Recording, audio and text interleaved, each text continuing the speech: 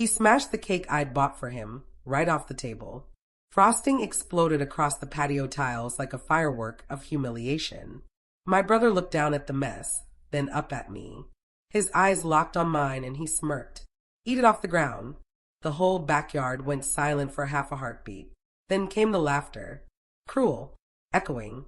My stepmom's voice cut through it, sharp as glass. "I'm erasing your name from this family." My dad didn't say a word, just stared at the grill, flipping burgers like none of it mattered. "My name is Bailey Lawson, I'm 25. And that was the moment everything changed. I didn't yell. I didn't cry. I set the knife down, walked past the table, and got in my car. Aunt Helen slipped into the passenger seat without a word. The string lights behind us faded in the rearview mirror as my phone began to buzz. Once, then again, then again. By midnight, 58 missed calls. Before I tell you what happened next, smash that like button, hit subscribe if you haven't yet, and drop a comment below. Tell me, have you ever had to cut ties with family? Your story might help someone else. Cut to night highway. Headlights sliced through the dark. Aunt Helen rode shotgun the whole 4-hour drive back to Raleigh. The radio stayed off. The road stretched endlessly ahead. She was the first to speak, her voice low, steady. "You know this isn't new, Bailey. They've been pulling this for years." My hands tightened on the wheel. She reached for a water bottle from the door pocket. "Remember when Landon wanted that dirt bike?" she said. "Your dad put it on your credit card, the one for emergencies. You paid it off. He wrecked it in weeks." I nodded once. She didn't need to remind me. I'd lived it. "And the beach house," she continued. "You co-signed for that down payment because Robert said it was temporary, just until Lindsay's business picked up. How's that promise doing now?" The exit for Raleigh glowed ahead. I flipped the blinker and merged right. "They treat you like an ATM with a pulse," she said flatly.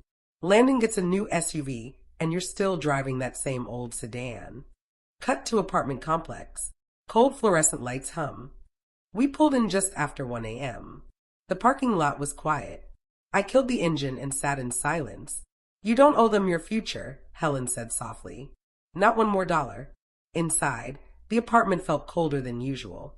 I dropped my keys on the counter, kicked off my shoes, and sat down at my desk. Helen followed, switching on the lamp. My laptop woke with a soft chime. I opened the folder labeled Family Finances. The spreadsheet stared back, neat, color-coded, merciless. Mortgage payments. The beach house. For bedrooms, ocean view. Dad's dream, my burden. $2,400 a month. My share? $800. Overpaid, over years. Extra during tax season, when Lindsay's boutique had a slow quarter. Total overpayment, $21,000. Auto loan. Landon's SUV. Fully loaded. Black. I'd co-sign just to help him qualify. When payments lagged, I covered the gaps. $1,200 here, $1,500 there. Insurance, repairs, upgrades. Out of pocket, another $9,000. Grand total, $30,000. $30,000 to keep them afloat while they laughed at me over a cake. Helen read over my shoulder. "That's a down payment on your own condo," she whispered. "Or seed money for that event planning business you keep talking about." I closed the laptop. The room felt heavy, thick with receipts and regret. "They'll call tomorrow," she said. "They always do when the money stops. But tonight, you decide if you keep funding their life or start building yours." Cut to the kitchen island. Steam rises from 2 mugs of coffee. We sat there, laptops open, the glow of the screens cutting through the quiet. Helen's voice was firm now. "Send the bank a message tonight.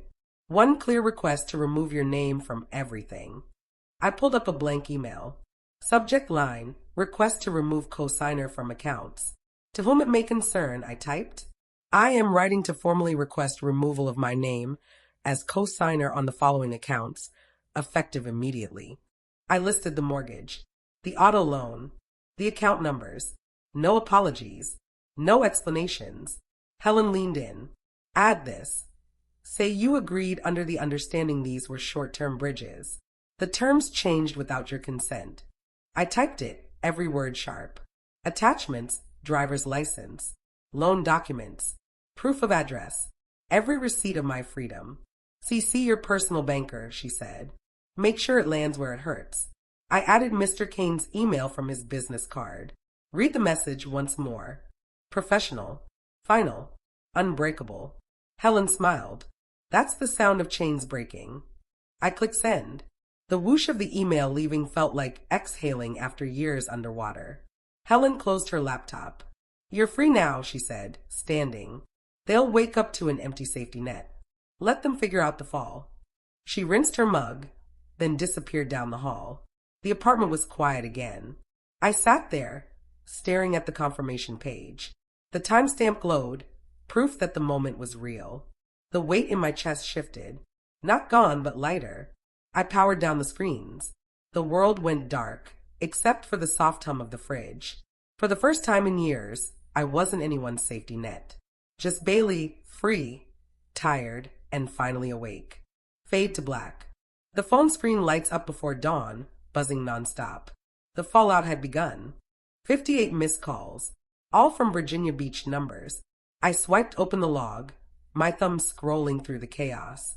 Lindsay's name filled the screen in clusters. 5, 6 attempts in a row. Landon's face popped up between hers, that smug grin from last Christmas smirking at me from his contact photo. Robert's calls came solo, spaced out like reluctant afterthoughts. The voicemail icon pulsed red. I tapped play on the first one, volume low. Lindsay's voice burst through the speaker, sharp, frantic, and dripping with rage. You think you can just disappear and ruin everything? That house is our home. Fix this now. The message cut at 30 seconds. Auto hang up. The next one started mid-scream. Selfish brat. Always playing the victim. Landon needs that car for work. I skipped to Landon's message. Static hissed, then his bark cut through. You're dead to me if you touch my ride. Everyone's gonna know what a backstabber you are. Roberts were different. Soft. Almost trembling. Bailey. Honey, let's talk this out. No need for extremes. A pause, then quieter. Your brother's upset. Call me back. Together, their voices painted a perfect picture. Panic, guilt, desperation. I muted the ringer, flipped the phone face down, and walked to the shower. Hot water chased away the fog of broken sleep. By the time I slipped into slacks and a blouse, minimal makeup, the sun was cresting over the skyline. A text pinged from Skylar. Saw the call log screenshot you sent last night. Blocked them all. You don't owe anyone an explanation. I replied with a simple thumbs up, then opened my settings. Lindsay blocked. Landon blocked. Robert blocked. The silence that followed felt like a digital exhale. Breakfast was just coffee and a protein bar on the drive. Traffic into downtown Raleigh was steady, radio murmuring about local news. I parked across from the bank, badge clipped and ready. Inside, the air conditioning hit cold and clean. Tellers smiled at early customers. Mr. Kane waved me over from his glass office. Bailey, good to see you. That email came through first thing this morning, urgent flag and all.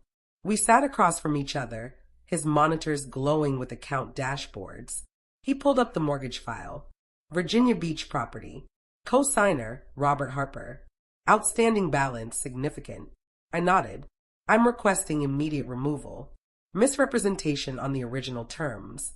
He clicked through documents, scanning. Temporary support clause, yes. Bank policy allows release if the primary borrower qualifies a loan or refinances. Next screen. Auto loan. SUV titled to Landon Harper. You as guarantor. Payments current, but several gaps covered by you. He straightened his tie. We'll need Robert and Landon to sign refinance documents or provide alternate collateral. Until then, your liability pauses pending review. He printed the forms, highlighting signature lines. Take these to them for speed. Otherwise, we mail them certified, 30-day clock starts. I slid the papers into my bag. Mail's fine. Let the process run. Mr. Kane leaned forward slightly, lowering his voice. Off the record, smart move. Protecting your credit. Co-signing family debt? Dangerous game. We exchange business cards again, his with a personal cell scribbled on the back. Call if they push back. Outside, The heat had already built. I slipped into my car, papers secure on the seat beside me. The phone stayed quiet. No more vibrations. No more demands. Raleigh streets blurred past as I drove to the office, mind shifting toward client meetings. The bank visit had sealed the first crack in their foundation. 3 nights later, fists hammered my apartment door at 9 p.m. The sound echoed down the hallway. Sharp, relentless. I froze mid-step, the TV remote slipping from my hand. Through the peephole, Lindsay's face appeared, twisted in fury, hair wild from travel. Landon loomed beside her, slamming the wood again. "Open up. Give back the car right now," he shouted. Lindsay joined in, her voice slicing the air. "You can't steal from your own brother. That SUV is his lifeline." Another thud rattled the frame. Down the corridor, doors cracked open. Curious neighbors peeked out. I stepped back, pulse racing but steady. Helen had gone home to Durham that morning. No backup tonight. Their shouts grew louder, fists pounding harder. The silence I'd built was shattering. Landon kicked the baseboard hard. "I flew all the way here. You think you can just hide?" Lindsay hammered the door with both hands. "The police will hear about this theft." The irony stung, but I reached for my phone on the coffee table and dialed 911, keeping the volume low. "Raleigh Police Department, non-emergency line," came the calm voice. I whispered my address and explained that 2 people were refusing to leave. "Officers are on the way," the operator confirmed. Outside, the noise only grew louder. "Sign the papers or else." Lindsay screamed. Landon rattled the doorknob. "You're tearing this family apart." Lights flicked on in nearby apartments. Somewhere, a baby started crying. I stayed quiet behind the deadbolt, watching the second hand crawl around the clock. Then sirens. Faint at first, then swelling closer. Red and blue light bled through the blinds as 2 patrol cars rolled into the parking lot. Flashlights sliced through the dark. "Step away from the door," one officer ordered. Lindsay spun toward him, gesturing wildly. "She's holding property that belongs to my son." The officer raised a hand. "Ma'am, lower your voice. This is a private residence." Landon protested. "We just need her signature." The second officer checked their IDs and radioed dispatch. "Trespass warning issued. Leave the premises or face arrest." Lindsay's face flushed red. "This is harassment." But the officers didn't waver. They guided them toward the elevator, their angry voices fading down the hall. A gentle knock followed. "Raleigh PD, ma'am." "All clear." I opened the door to the lead officer's badge glinting under the hall light. He handed me an incident card. "They're banned from the property. Call us if they return." I thanked him and locked up once, twice, 3 times. The building slowly fell back into silence. I texted the leasing office about the disturbance, attaching the incident number. As the adrenaline drained, exhaustion took its place. The couch cushions welcomed me as I replayed everything. They'd flown all the way from Virginia Beach, their desperation on full display. The bank forms they brought were still unsigned, now worthless without my consent. I brewed chamomile tea, letting the steam calm my nerves. The door stood firm, a barrier they couldn't cross again. Helen's words echoed in my mind, no more access. The police escort had sealed that promise. Tomorrow would bring fallout. But tonight, this apartment was mine, peaceful, protected. Morning came. My coffee was halfway to my lips when my phone buzzed with a flood of group chat notifications. The family thread was exploding. Lindsay had posted a rant the length of a novel, tagging everyone from cousins to old neighbors. Bailey ruined her brother's birthday party, and now she's trying to steal our home. Photos of the cake mess followed, carefully framed to hide the smirk on Landon's face. More messages poured in. She accused me of abandoning the family and hoarding money while they struggled. Crying emojis and broken hearts filled every line. Then Landon added a voice note. "She's just jealous of my success. Always has been." Relatives reacted with shocked emojis and prayers for healing. I set my mug down, the steam curling untouched. Their smear campaign unfolded in real time, turning me into the villain, the girl who ruined a party and threw her family out. No mention of the debts I'd co-signed or the years I'd paid their bills. Just selective outrage. Skylar messaged me privately. Thought you'd want to see everything she's posting. She attached screenshots, fresh timestamps still visible. One showed the beach house exterior captioned, "Soon homeless because of greed." Another zoomed in on the SUV. "My son's only ride gone." I archived the thread without replying. Blocking them meant they couldn't see my silence, but it kept my peace intact. My work laptop waited on the dining table, calendar reminder blinking. 9:30 a.m. stand up. I typed a short, professional email to my manager, Ms. Vargas. Subject: quick heads up on personal matter. Hi, Ms. Vargas. A family boundary issue has escalated online. It won't affect my work or deliverables. Everything's still on schedule for the quarterly events. Just wanted to flag in case you get any odd calls. Best, Bailey. I hit send before I could overthink it. Her reply came within minutes. Thanks for letting me know. Focus on work. HR has your back if needed. Relief washed over me. The family group chat kept buzzing in the background, but I'd muted it. Scrolling through Skylar's forwards once more, I noticed the pattern.